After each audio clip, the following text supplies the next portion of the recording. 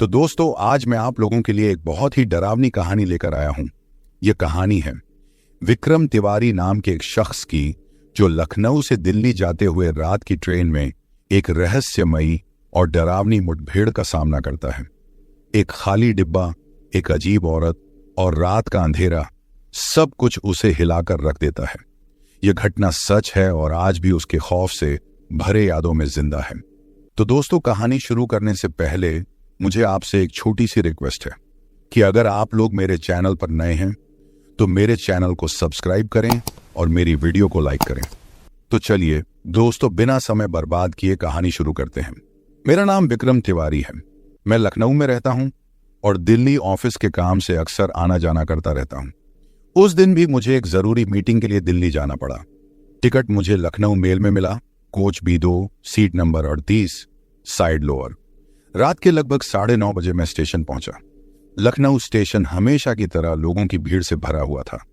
ठेले वाले चाय बेच रहे थे, बच्चे सामान ढो रहे थे, यात्री इधर उधर भाग रहे थे।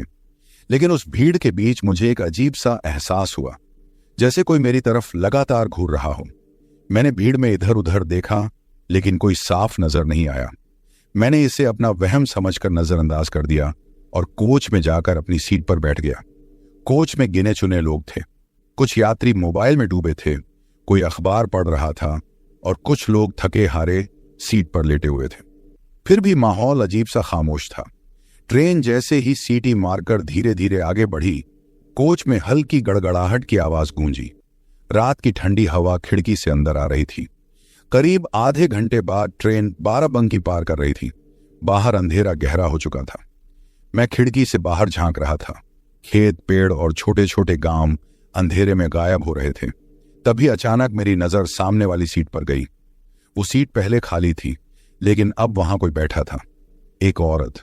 उसने सफेद कपड़े पहन रखे थे, बाल खुले हुए, कंधों पर बिखरे, चेहरा बेहद उदास और थका हुआ लग रहा था। उसकी आंखें नीचे झुकी हुई थीं।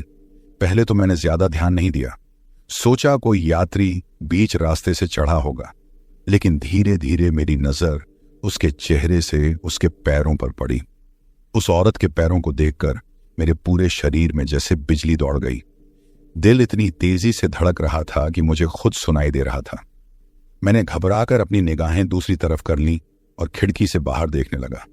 बाहर अंधेरे में बस पेड़ों की परछाइयां और कभी कभी गुजरते गांवों की झिलमिलाती रोशनी थी।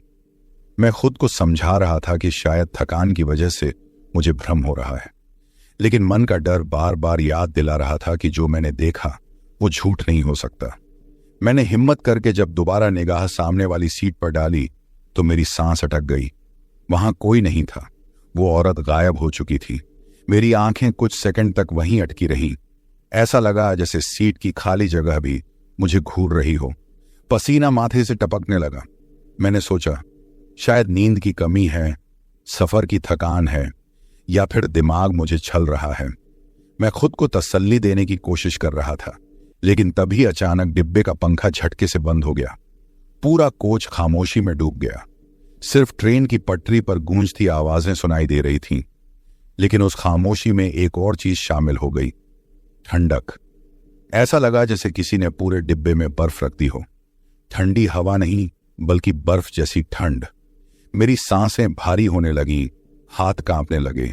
मैं रजाई खींचकर अपने ऊपर डालना चाहता था, लेकिन रजाई होते हुए भी शरीर के भीतर तक सिहरन उतर रही थी। तभी मुझे पीछे वाली बर्थ से हल्की सी फुसफुसाहट सुनाई दी। आवाज बहुत धीमी थी, लेकिन साफ सुनाई दी, विक्रम, यहां मत बैठो। मैं एकदम सन्न रह गया। दिल की धड़कन इतनी तेज हो गई कि कानों में गूंजने लगी। मेरी उंगलियां बर्थ की लकड़ी पर कसकर पकड़ गईं। धीरे धीरे मैंने गर्दन मोड़ी और पीछे देखा। वहां कोई नहीं था। सारे यात्री अपने अपने बिस्तर पर गहरी नींद में सो रहे थे। कोई खर्राटे ले रहा था, कोई करवट बदल रहा था, लेकिन किसी की आंखें खुली नहीं थीं। तो फिर ये आवाज किसने दी? मेरे दिमाग ने सवाल किया। मैंने ध्यान से फिर सुनने की कोशिश की। कुछ नहीं, बस रेल की गड़गड़ाहट और खामोशी। लेकिन दिल कह रहा था कि मैंने जो सुना वो हकीकत थी। मैं धीरे धीरे उठकर खड़ा हुआ और पीछे की बर्थों को गौर से देखने लगा। सब सामान्य था, लेकिन उस सन्नाटे में मुझे ऐसा लग रहा था जैसे कोई मेरी हर हरकत देख रहा हो।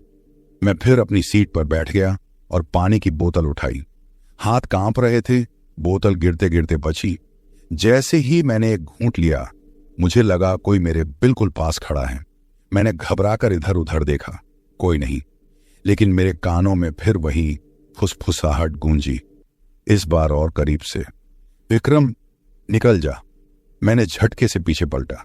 सामने वाली खाली सीट पर अब फिर वही औरत बैठी थी, सफेद कपड़ों में, बाल बिखरे हुए, चेहरा वैसा ही उदास, लेकिन इस बार उसके होंठों पर हल्की मुस्कान थी, एक ठंडी डरावनी मुस्कान। मेरे हाथ से बोतल छूट गई और जमीन पर गिरकर लुढ़कने लगी। मैं जम गया, शरीर जैसे हिलना भूल गया था। उसकी नजरें सीधे मेरी आंखों से मिलीं। कुछ सेकंड तक हम दोनों एक दूसरे को देखते रहे। फिर उसने धीरे धीरे अपने पैर उठाए और जमीन पर रखे। फिर से वही नजारा, उसके पैर उल्टे थे। मेरे गले से आवाज तक नहीं निकली, सांस अटक गई। मैं बस घूरता रह गया। वो औरत धीरे धीरे आगे झुकी और फुसफुसाकर बोली, ये सीट मेरी है। इतना सुनते ही मुझे ऐसा लगा जैसे पूरा डिब्बा हिल गया हो। रोशनी एक पल के लिए टिमटिमाई और फिर सामान्य हो गई। दिल जोर जोर से धड़क रहा था। दिमाग बार बार ये सोच रहा था कि क्यों मेरी सीट बदलने की हिम्मत नहीं हो रही, जैसे पैर ही सुनते नहीं। शरीर भर में सिहरन दौड़ रही थी। खिड़की के शीशे पर मेरी धुंधली परछाई दिख रही थी। मैंने उसे देखा और फिर महसूस किया कि उसके पीछे कुछ और भी है, जैसे किसी और चेहरे की झलक उसी परछाई में छिपी हो। मैंने झटके से गर्दन घुमाई। खिड़की के पार अंधेरा ही अंधेरा था। बाहर केवल ट्रेन की तेज गति से गुजरती पेड़ों की परछाइयां, खेत और गांवों की झिलमिलाती रोशनी थी। फिर भी भीतर मेरा दिल जोर जोर से धड़क रहा था। हर धड़कन के साथ मेरी सांसें तेज हो रही थीं। तभी मुझे अंधेरे कोने से हल्की सी सिसकियों की आवाज सुनाई दी। शुरुआत में तो लगा कहीं कोई बच्चा रो रहा है, लेकिन धीरे धीरे आवाज और स्पष्ट हुई। ये कोई बच्चा नहीं, बल्कि औरत की धीमी थकी हुई सिसकियां थीं। वो जैसे किसी गहरे दुख में डूबी हो। हर बार जब मैं आवाज की तरफ देखने की कोशिश करता तो वहां खाली सीटें और बर्थ ही बर्थ दिखती। मेरे शरीर में डर फैल गया। दिल में अचानक से एक ठंडी छुवन हुई। मेरी आंखें चारों ओर तड़कने लगी। कोच में बैठे लोग अपनी जगहों पर सो रहे थे। कोई हिल नहीं रहा था, लेकिन मुझे लग रहा था कि अंधेरे में कुछ और भी घूम रहा है। मैंने हिम्मत जुटाकर पानी की बोतल उठाई। हाथ कांप रहे थे। बोतल को अपने होंठों तक लाने में भी मुश्किल हो रही थी, लेकिन जैसे ही मैं घूंट लेने लगा, बोतल हाथ से फिसल गई और जमीन पर गिरकर लुढ़क गई। आवाज इतनी तेज थी कि मेरा खुद का दिल धड़कने लगा। मैंने चारों तरफ देखा, फिर वही नजारा। सामने की खाली सीट पर अब कोई नहीं था, लेकिन वही डरावनी ठंडी हवा मेरे चेहरे पर छा गई। ऐसा लग रहा था जैसे कोई मेरी सांसों को निगल रहा हो। तभी मैंने महसूस किया कि मेरे पीछे कोई है। बिना किसी आवाज के बस अंधेरे में कोई खड़ा था। मैंने डर के मारे धीरे धीरे पलटा, लेकिन वहां कोई नहीं था। कोच का अंधेरा और खामोशी अब और भी भारी लग रही थी। सिसकियां अब लगातार सुनाई दे रही थीं। यह कोई सामान्य रोना नहीं था। हर फुसफुसाहट में दर्द, गुस्सा और अकेलापन झलक रहा था। मुझे लग रहा था जैसे कोई पुरानी आत्मा मेरी तरफ खींची चली आ रही हो। मैंने धीरे धीरे खिड़की की तरफ देखा। बाहर अंधेरा ही अंधेरा था। पेड़ की परछाइयां टिमटिमा रही थीं। तभी मैंने देखा कि खिड़की के शीशे पर मेरी अपनी परछाई अब अलग तरह से हिल रही थी। ऐसा लग रहा था जैसे परछाई में कोई और भी घुला मिला हो। मैंने अपने दिमाग को समझाने की कोशिश की कि यह सिर्फ भ्रम है, सफर की थकान है, लेकिन भीतर का डर मानने को तैयार नहीं था। शरीर ठंडा हो गया था। हाथ पैर सुन्न हो गए थे। सांसें फुर्सत से नहीं आ रही थी। मैंने धीरे धीरे अपनी सीट की ओर देखा। वहां ठीक मेरी सीट के पास हल्की सी परछाई हिल रही थी। ऐसा लग रहा था जैसे कोई बैठने वाला हो, लेकिन कोई असली इंसान दिखाई नहीं दे रहा था। फिर मैंने महसूस किया कि कोच में हवा और भी ठंडी हो गई है। सांस लेने में तकलीफ होने लगी। दिल तेज तेज धड़क रहा था।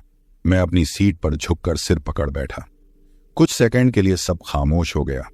फिर वही सिसकियां फिर से शुरू हुई, इस बार और भी पास से। ऐसा लगा जैसे कोई ठीक मेरी कान के पास खड़ा होकर धीरे धीरे रो रहा हो।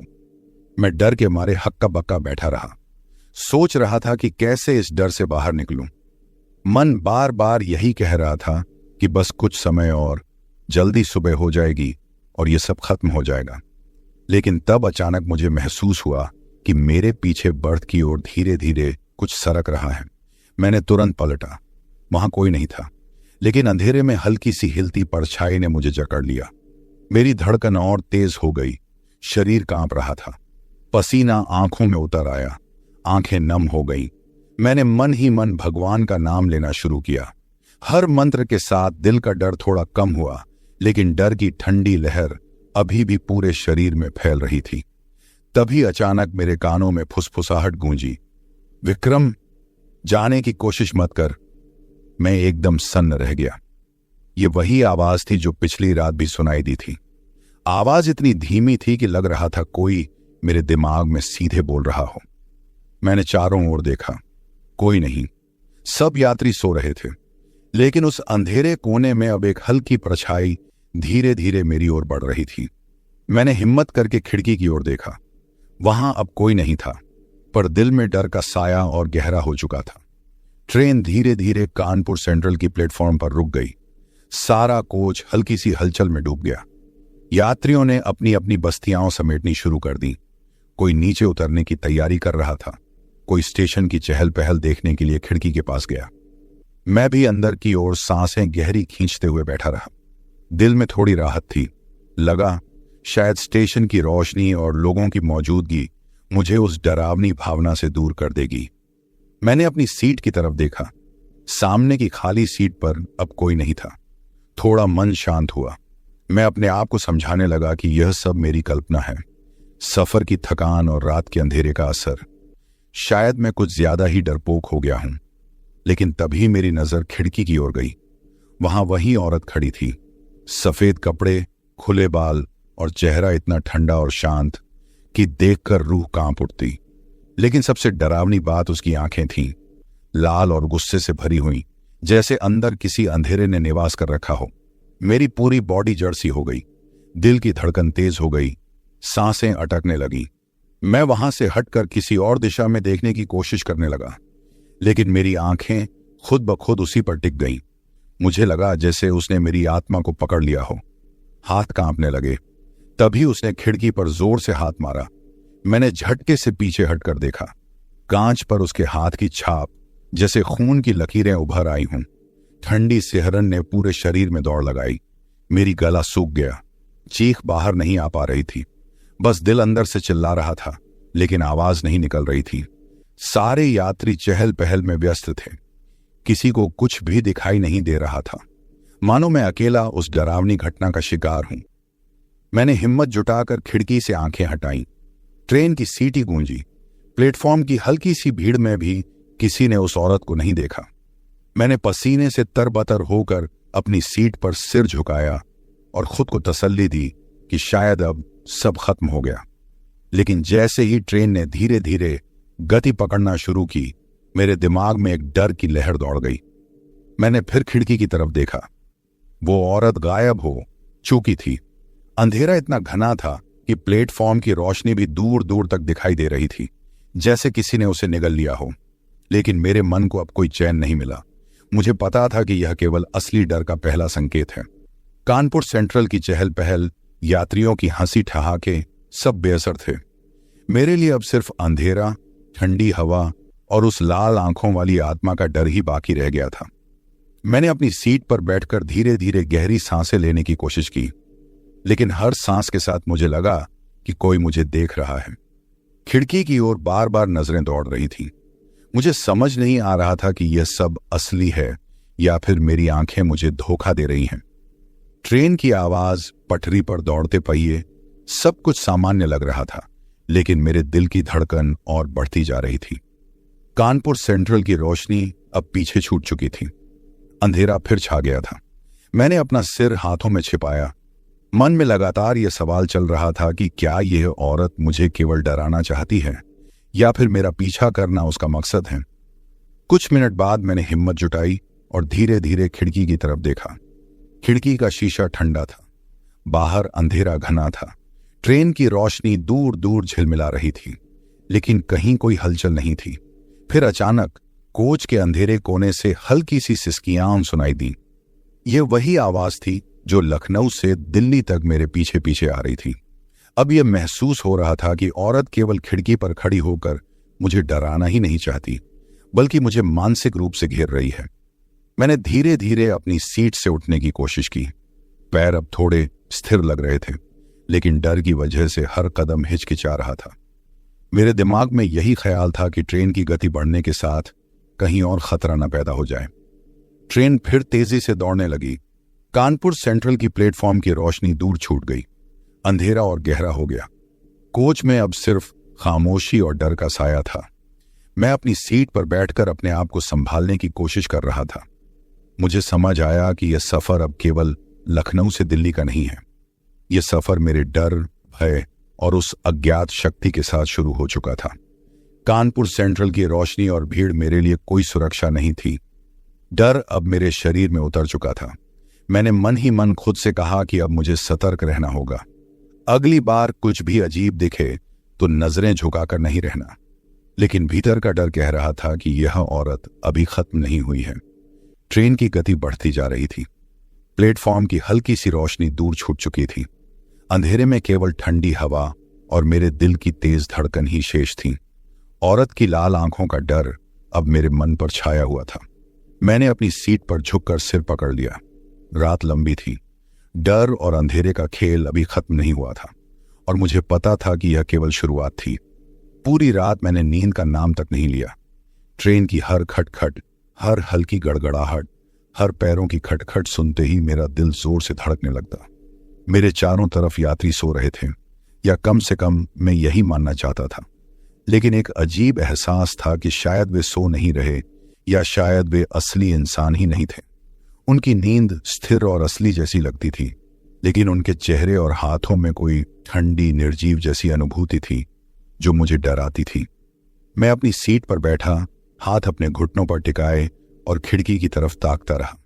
बाहर का अंधेरा इतना घना था कि हर पेड़, हर झुरमुट, हर धूसर सा दिखाई देने वाला गांव एक डरावनी परछाई लग रहा था। रात की ठंडी हवा खिड़की के दरवाजे से अंदर आ रही थी और मेरे चेहरे पर टकराते ही ऐसा लग रहा था जैसे कोई मेरी सांसों को महसूस कर रहा हो। हर बार जब ट्रेन की हल्की रोशनी मेरे पास आती, मुझे लगता जैसे कोई मेरी गर्दन के ठीक पास खड़ा है और धीरे धीरे सांस ले रहा है। यह अनुभव इतना वास्तविक था कि मेरी त्वचा पर सिहरन दौड़ जाती। मैंने कई बार पीछे मुड़कर देखने की कोशिश की, लेकिन हिम्मत ही नहीं जुटा सका। मेरी आंखें बस खिड़की पर टिक गईं और मैं अंधेरे में बाहर की तरफ झांकता रहा।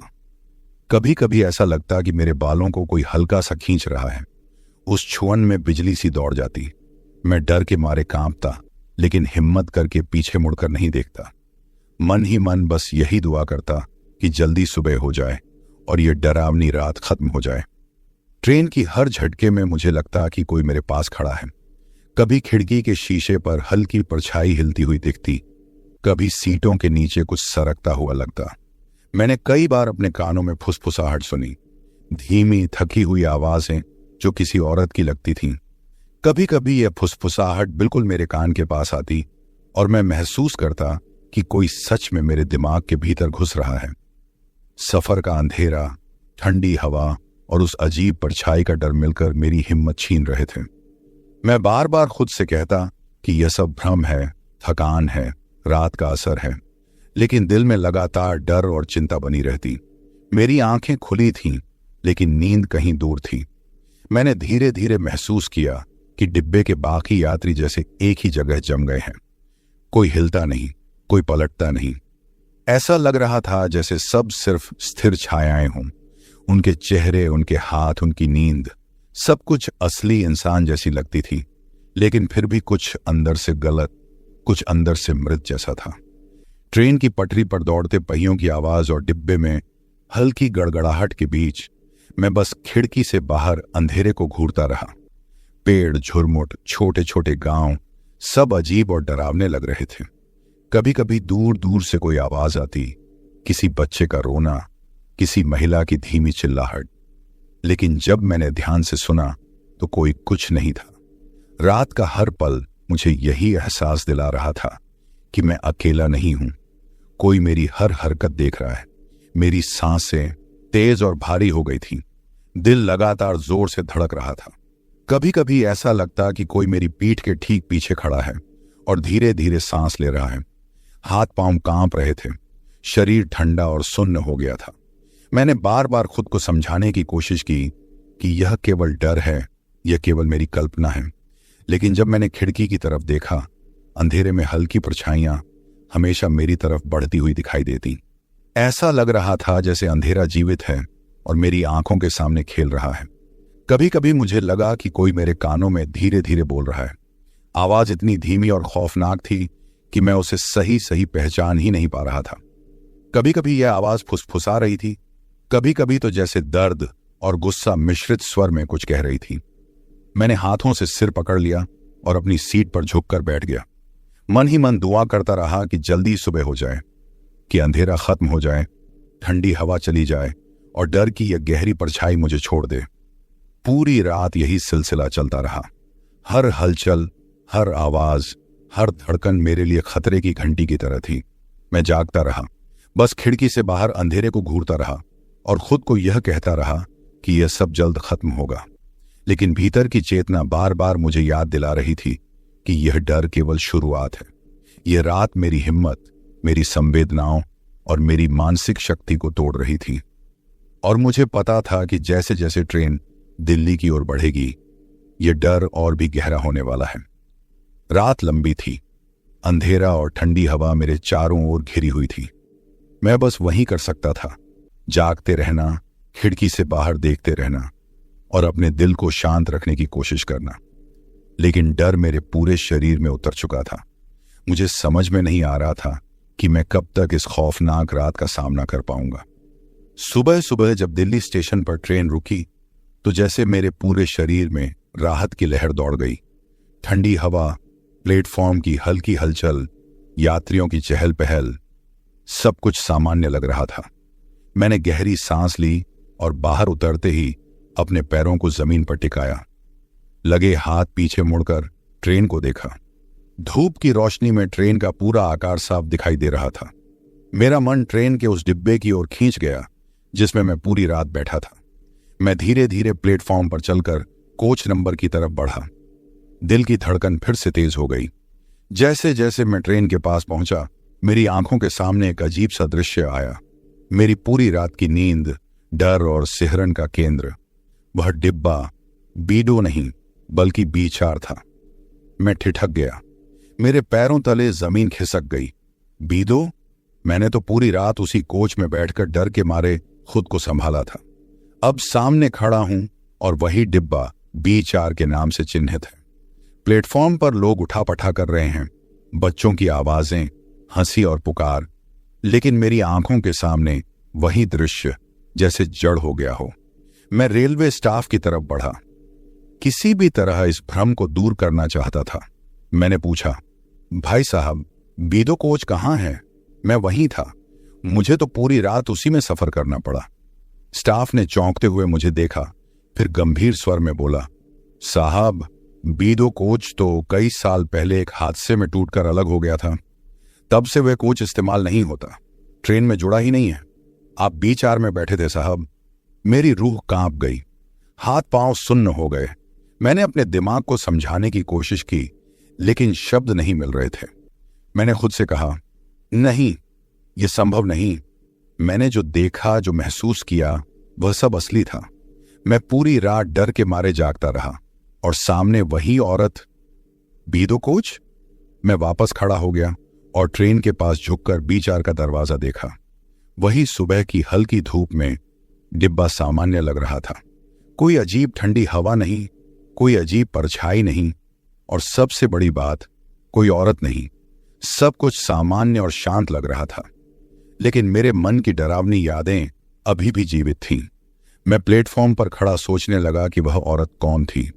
क्या वह उस हादसे में मरी हुई किसी आत्मा का रूप थी, या फिर मेरा दिमाग पूरे डर और थकान के कारण भ्रमित हुआ था? मेरे दिमाग में हर घटना बार बार घूम रही थी। रात भर की सिसकियां, उल्टे पैर वाली औरत, खिड़की पर हाथ मारने की छवि, ठंडी हवा और पीछे से महसूस होने वाली सांस।